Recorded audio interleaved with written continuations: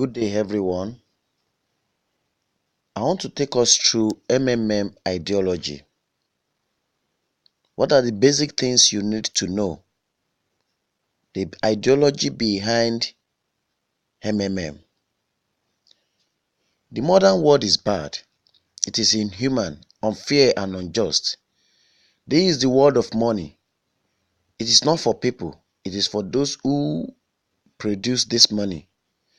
It's for bankers, financiers, government, and millionaires. And people are mere pawns in this game. You just serve them as attendants. Now, the question is this: why do bankers work less and earn 100 times more? What lies behind the social welfare, labor? But why do bankers live 100 times better than common people who really work hard? Do the bankers work hard? Definitely they don't. In addition, they do not even produce any material as opposed to the workers.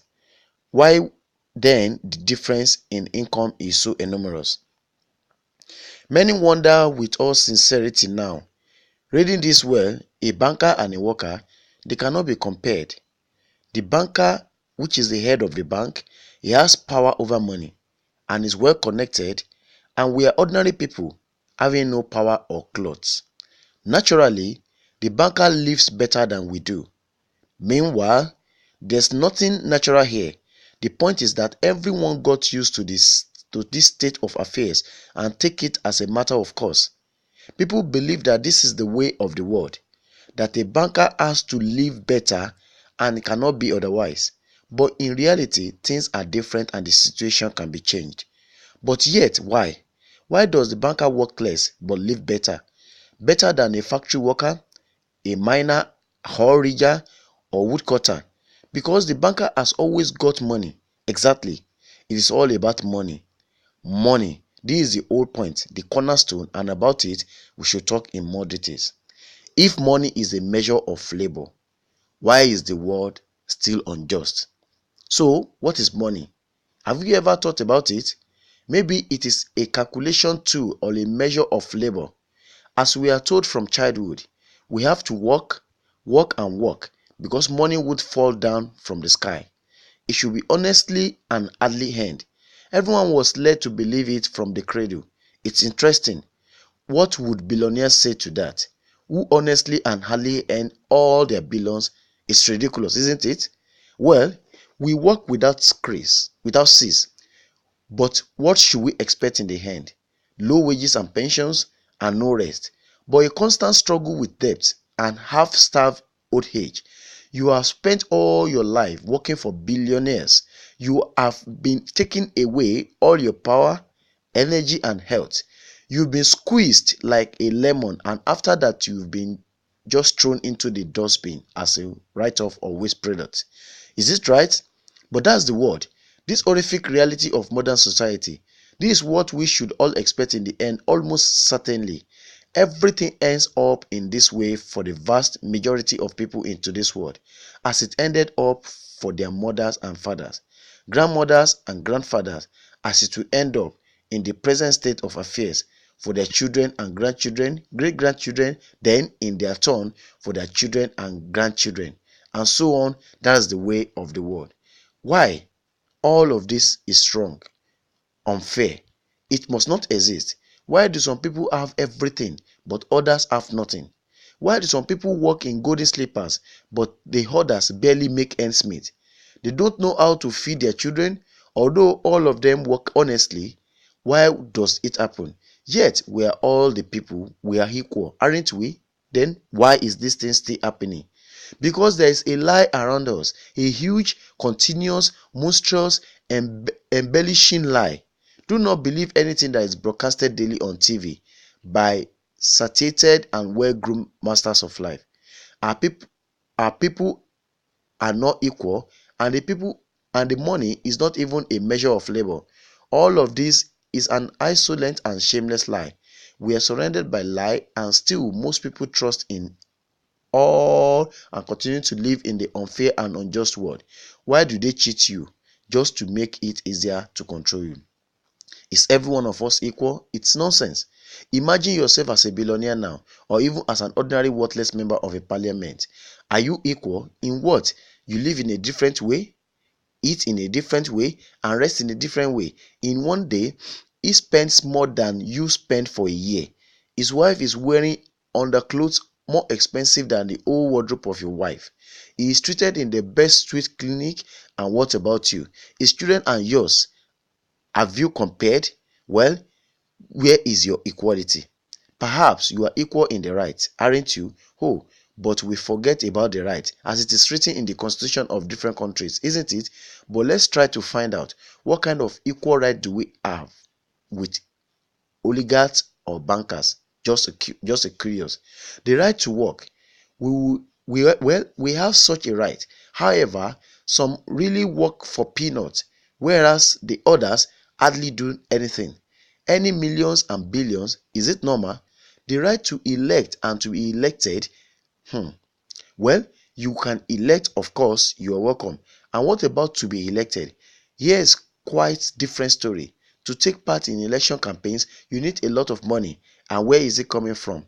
You would never earn it as a typical worker. Therefore, in government, there are people who have extensive financial stock. It's problematic to participate in the election for an average person, and there's no way to win. In fact, people are not equal in anything. A constantly progressing social inequality. Here is the real picture. So, what is money? Now we moved on to money, of course. Money is not any measure of labor. There are fairy tales for idiots. These are fairy tales for idiots.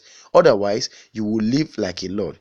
Or maybe you don't work much enough. Unfortunately, money is just a tool to hold all of us in slavery. We are all slaves, slaves of money. More precisely, we are slaves of those who print money. They are our masters. In fact, nothing has been changed at all during all these centuries on earth. We have been living so far in the slave owning system, which has undergone merely external transformations. Everything has become just more civilized and sophisticated.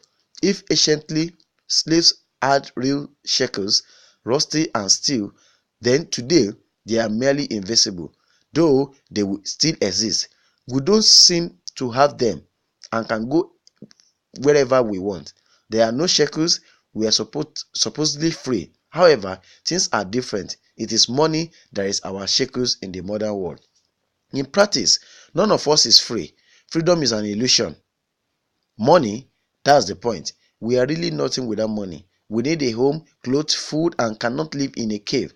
And even to go hunting, we need money now. It's necessary to have money everywhere because everything around us is just for money. You cannot make a single step without it. But where can we find money? Maybe to earn it. Have you ever wondered that it is immoral to trade yourself? That is that it is a kind of prostitution to sell your own strength, your own brain, your own time. What is the difference from the trading your own body? Well, but you will object that people have to work. If everybody will stop doing this his job, what's going to happen then? We will resettle in cave again, won't we? That's ridiculous.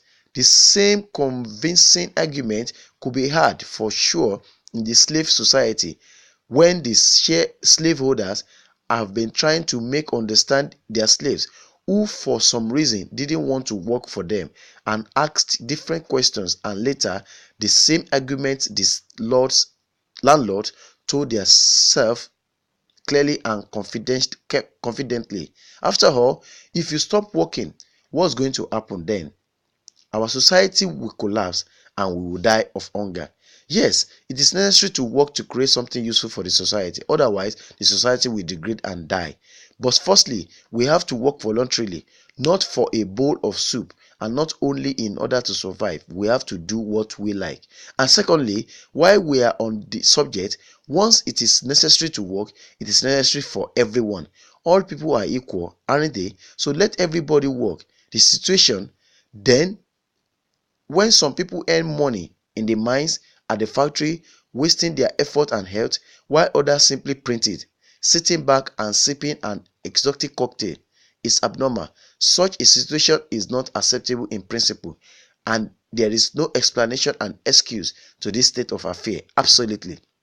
Money is just a paper, candy wrappers, which is not backed by anything tangible, and according to that, money is simply printed unrestrictedly to anyone's art content, and then these candy wrappers are distributed among the slave, among the likes of us, as wages for labor. When we are given an extra wrapper, our salary is increased. We are happy. Are you shocked? Alas, that's our bitter reality. The whole financial world is a pyramid.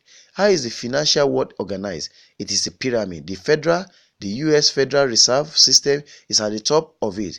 The Federal creates dollars. How much? As much as they want. Of course, Federal adhere to some of their own internal rules and regulations. Then try, for example, not to create too many dollars to prevent complete devaluation of the currency, and so on.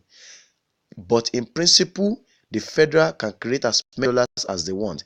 At least there are no any external limitations for that. Absolutely, the US Federal is guided solely by the reasons of expediency.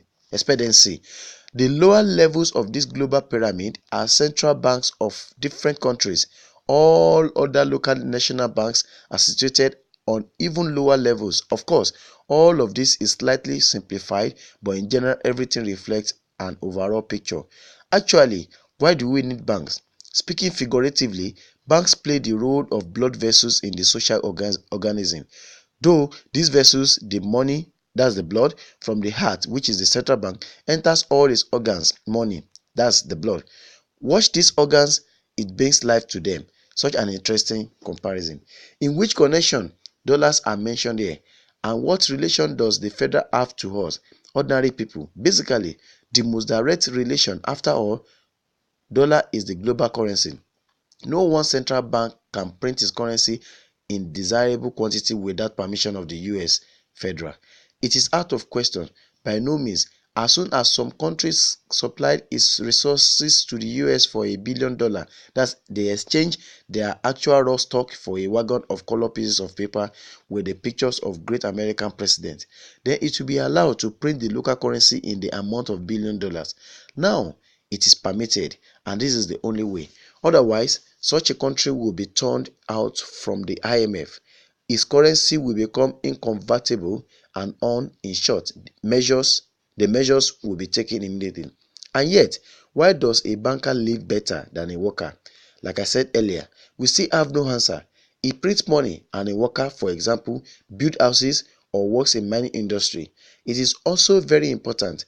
Does the banker work harder and give more benefit to the society? Of course not. Then why does he live better? And one more interesting question in addition.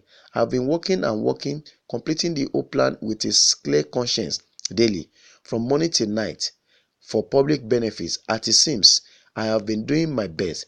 But anyway, I can't pay off the loan, and all my friends are in the same situation. Is it normal? It is obviously wrong and unfair. This is external credit bondage.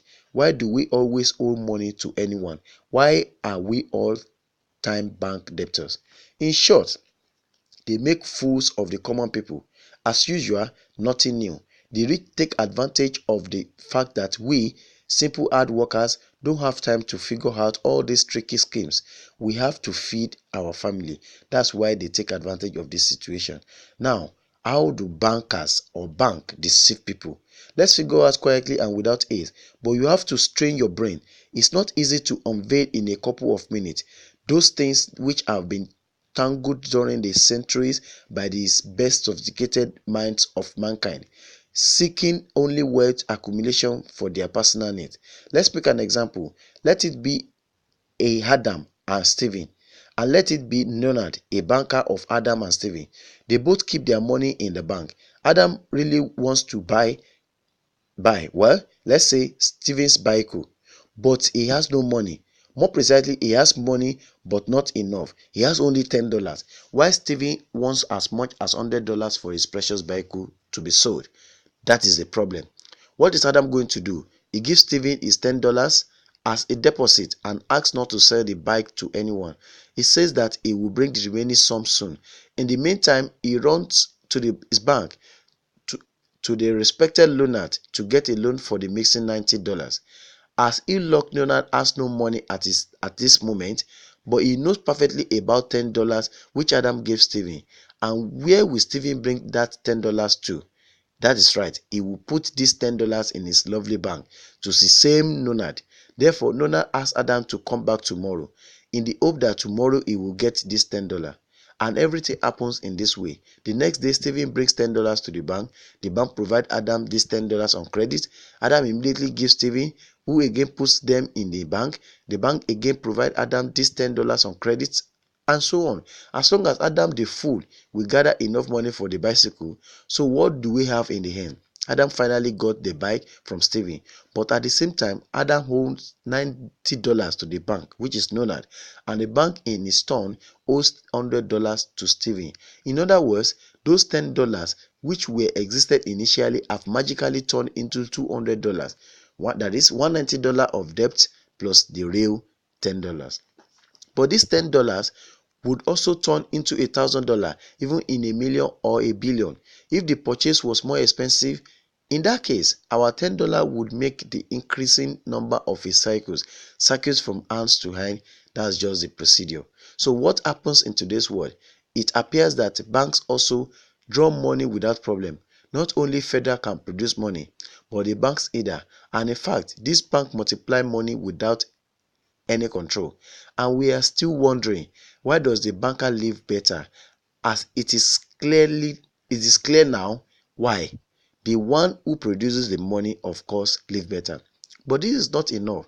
From this moment, poor Adam will never be able to repay his debt owed to the bank, no matter how hard he will work, no matter how hard he try. Now he is in slavery to the bank, in credit bondage forever, because those $90 which he owes to Nolan do not exist in nature at all. Sly Leonard made this money out of nothing. He created them out of thin air. Just one click and $10 turned into $200. Yes, but you can object reasonably that the bank itself owes $100 to Stephen, and it turns out that bank is in credit bondage to Stephen, and it won't be able to repay his debt owed to Stephen either. So where is the bank's profit? What is the trick? You ask what the trick is? This trick is in the fact that the bank has a lot of such Stephens, thousands and millions, and they will never come for their money all at once. If one Stephen comes, the bank will return him the money of 10 other depositors. That is it. It means that the bank's debt is neither dangerous nor burdensome. In fact, bank's debt is virtual. It exists only on the paper or in the computer program. It will never be repaid in reality. Only in case of panic it happens, when frightened Stephens suddenly come for their money all at once. Or maybe you know any other reason why bank go bankrupt from time to time. Here is why. Because there is no enough money for all depositors. There is a 90% of thin air in the bank vault. Thus, the bank is okay. It sails because before the wind. We don't need to worry about it. But our Adam has serious problem now. He has to repay all the debt owed in the bank completely. Moreover, with interest and possibly penalties, he will be forced to take new credits in order to repay the old ones. Then again, the new loan, and again endlessly until he is dead. And there is no way out of his credit running north. It does not exist in principle. That is it. Trap has been slammed. Now, Adam is a perpetual debtor of the bank. He is a slave. From now on, he will work for the bank for years on end until he dies, but still he won't repay the debt. And after his death, his children and grandchildren will work for this particular bank. They are all the future servants of bank. More precisely, they are servants of this inefficient and unfair global financial system, which spawned this ruthless and human mechanism. And this mechanism must be finally destroyed. A new fair financial system will be established. Financial apocalypse, that is the only thing that can break our financial chains and save all of us. Release us finally from the continuous slavery. Everything old will burn in his fire, and the new ones will appear. The federal will be removed from power and will no longer develop social inequality. The banks as they are now will simply disappear. They will stop robbing the people. In fact, the banks do not produce anything useful. What useful can they do? Give credit at plunging interest? As a result of all the populations emboldened with debts, why do the banks get interest for the credit at all? Have you ever thought about it? Usuri was always despised by all nations, and now it is legalized. Why? If a person takes a loan in a bank, then not for nothing, but to do something good, to realize some project, but he applies his effort for the welfare of the society, including bankers, making something useful for all of us. We should encourage such people, making discount but not collecting from them huge interest. Nevertheless, modern banks were created for those purposes. They aren't interested in the society but in their own goal. People are not important for them.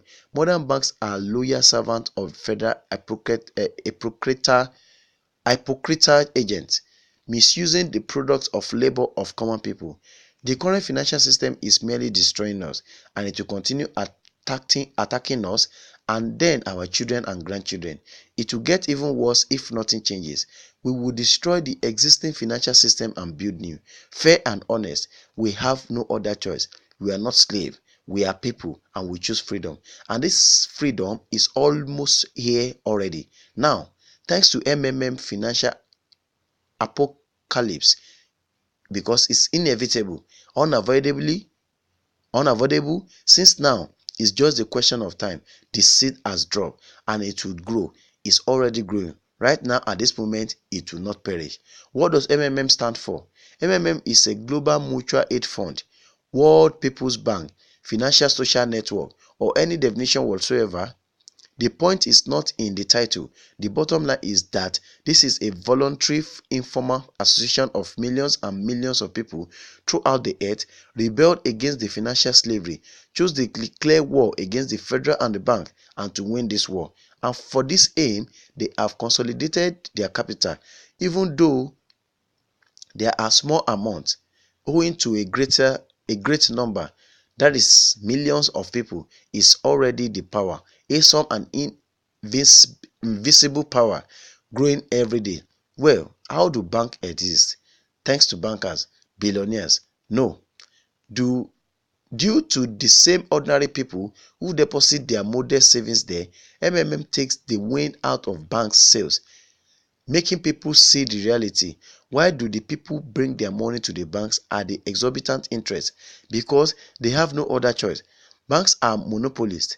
There is no other place to bring money to.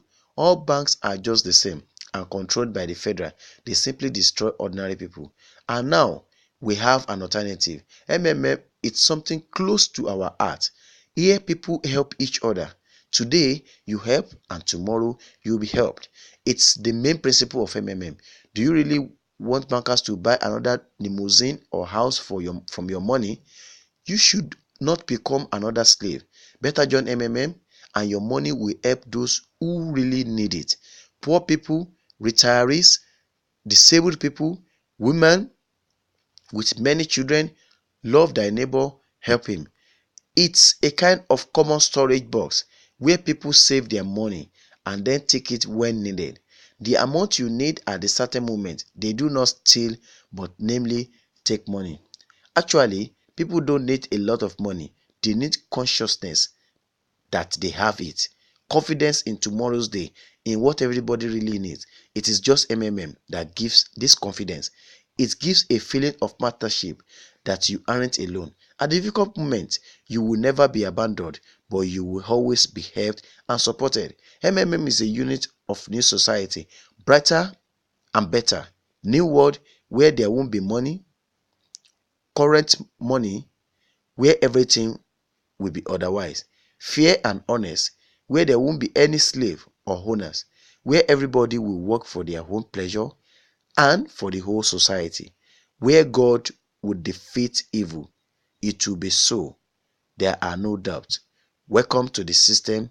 Together we can change, or we will change the world. Thank you.